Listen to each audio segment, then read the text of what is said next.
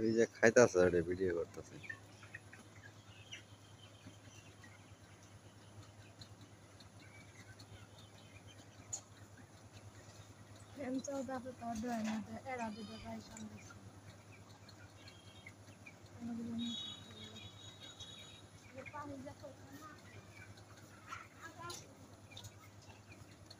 ভাইয়ারা দেখতে পারতেছেন খামারে যদি এভাবে পাখি ঢুকে তাহলে কিন্তু ভাইরাস আনতে বেশি সময় লাগবে না।